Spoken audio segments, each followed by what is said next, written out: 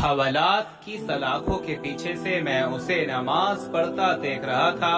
वो 25-26 साल का खूबसूरत नौजवान कत्ल के मुकदमे में 2 दिन पहले ही यहाँ लाया गया था, जहाँ से चंद दिन बाद अदालती कार्रवाई के बाद उसे जेल मुंतकिल किया जाना था।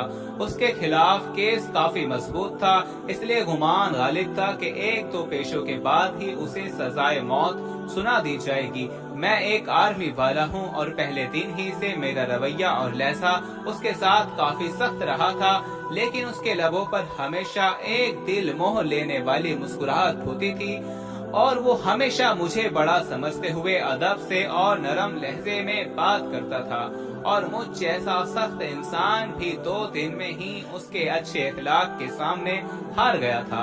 अब वो सलाम फेरने के बाद दुआ मांग रहा था। मैं उसे देखता ही रह गया।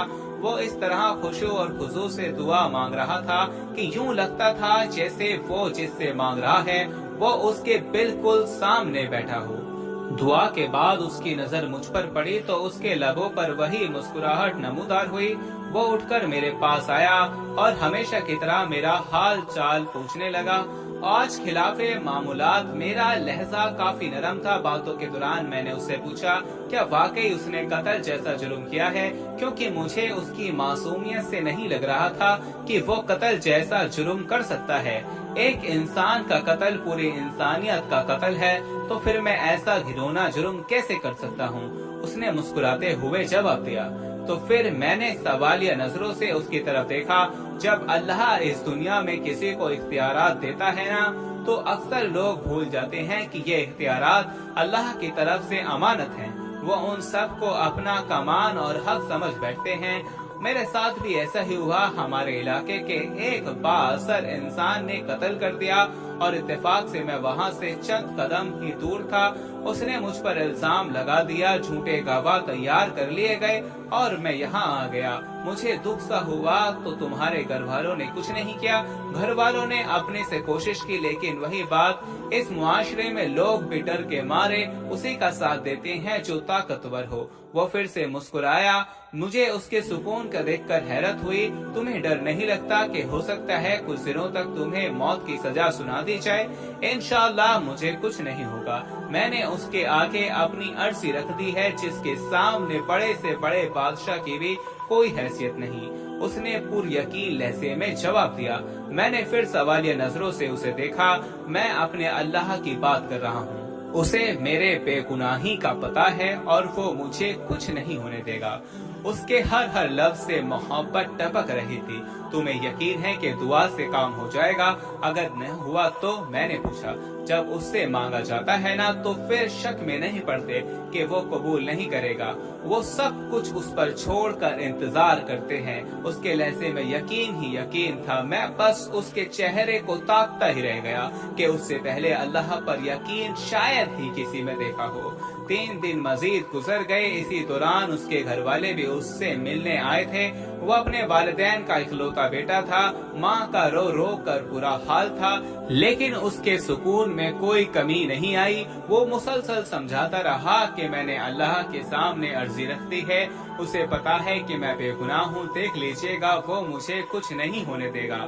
मैंने अल्लाह पर इतना यकीन इससे पहले सिर्फ पढ़ा ही था, लेकिन कभी देखा नहीं था। मेरे दिल में अब उसके लिए अकीदत के जज्बात पैदा होना शुरू हो गए। शायद अल्लाह की मोहब्बत होती ही ऐसी है जो पत्थर दिल को भी पिघला देती है। वो फिर जब उसको अदालत में पेश किया जाना था, उससे 1 दिन पहले ही अजीब वाकया पेश आया। जिस शख्स ने खुद कत्ल करके इल्जाम उस पर लगाया था, वो अपनी बीवी और इकलौते बच्चे के साथ गाड़ी में कहीं जा रहा था कि उसे एक खौफनाक हादसा पेश आया, जिसके नतीजे में उसकी बीवी और बच्चे मौके पर ही फौत हो गए, जबकि उसे शदीद जख्मी हालत में अस्पताल मुंतकिल कर दिया गया। काफी घंटों में होश में आने के बाद उसे बीवी और बच्चे के मरने की खबर मिली तो उसकी हालत और ज्यादा बिगड़ गई और फिर उसे एकदम अचानक से याद आया। उसने चीख कर करीब मौजूद डॉक्टर को उसकी वीडियो बनवाने को कहा। बार बार इसरार करने पर डॉक्टर ने नर्स को वीडियो बनाने के लिए इशारा किया तो उसने वीडियो में बड़ी मुश्किल से अपने जुर्म का एतराफ किया। उस नौजवान को बेगुनाह करार देकर हाथ जोड़कर माफी भी मांगी। اس نے ڈاکٹر سے وعدہ کیا کہ وہ یہ ویڈیو ضرور پولیس اسٹیشن لے کر جائے گا۔ شاید بیوی بچے کے مرنے کے بعد اور اپنی حالت کا علم ہو جانے کے بعد وہ اس گناہ کو ساتھ لے کر مرنا نہیں چاہتا تھا۔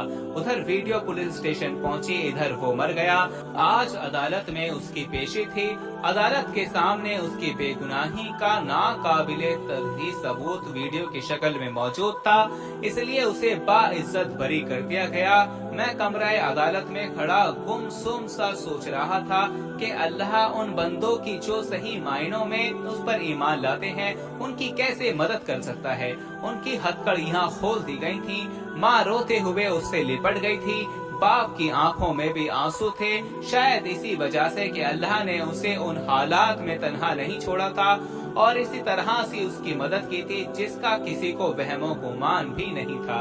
پیارے دوستو، بے شک اللہ بڑا بے نیاز ہے۔ اگر آپ کسی کے ساتھ ظلم کریں گے تو اس کی سزا آپ کو بھگتنی پڑے گی۔ اگر آپ کسی بے گناہ انسان پر کوئی الزام لگاتے ہیں تو آپ کو یہ بات یاد رکھیے گا کہ روز محشر جب اللہ کی عدالت لگے گی تو اس میں وہ اپنا مدعا بیان کرے گا، اس میں وہ اپنی بے گناہی بیان کرے گا، اور بے شک اللہ خوب جانتا ہے کہ وہ بے گناہ ہے اور آپ کا یہ ظلم آپ کے گلے پڑے گا۔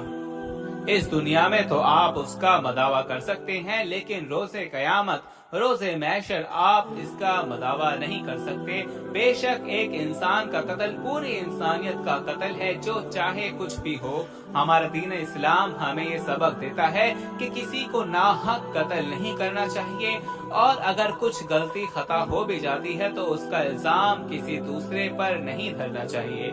اور پیارے دوستو، اسلام میں جتنی تاکید کے ساتھ انسان کے قتل کی حرمت کو بیان کیا گیا، اگر آج کل کے دور کو دیکھا جائے تو اتنی بے حرمتی ہو رہی ہے۔ افسوس کہ معمولی باتوں پر ناحق قتل کر دیے جاتے ہیں، اور بعض مسلمان اس جرم کا ارتکاب بھی دینی خدمت سمجھتے ہیں۔ حالانکہ قرآن و حدیث میں کسی انسان کو ناحق قتل کرنے پر ایسی سخت وعیدیں بیان کی گئیں جو کسی اور جرم پر نہیں کی گئیں۔ اسلامی تعلیمات کے مطابق کسی انسان کو ناحق قتل کرنا شرک کے بعد سب سے بڑا گناہ ہے، بلکہ بعض علماء نے سورہ نساء کی روشنی میں فرمایا کہ کسی مسلمان کو ناحق قتل کرنے والا ملت اسلامیہ سے ہی نکل جاتا ہے۔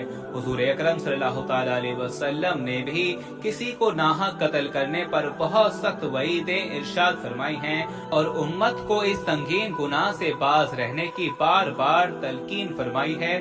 حجت الوداع کے موقع پر آپ صلی اللہ تعالی علیہ وسلم نے ارشاد فرمایا، تمہارے خون، تمہارے مال اور تمہارے آبرو ایک دوسرے کے لیے ایسی حرمت رکھتی ہے جیسے تمہارے اس مہینے یعنی ذی الحجہ میں تمہارے اس شہر مکہ مکرمہ اور اس دن کی حرمت ہے۔ تم سب اپنے پروردگار سے جا کر ملو گے، پھر وہ تم سے تمہارے اعمال کے بارے میں سوال کرے گا، لہٰذا میرے بعد پلٹ کر ایسے کافر یا گمراہ نہ ہو جانا کہ ایک دوسرے کی گردنیں مارنے لگو۔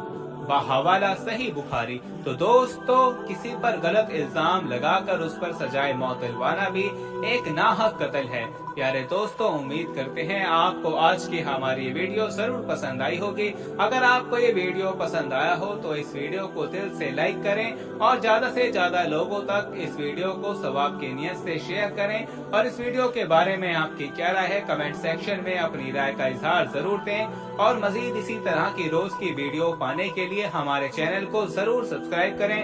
ملتے ہیں پھر ایک نئی ویڈیو کے ساتھ، تب تک کے لیے اللہ حافظ۔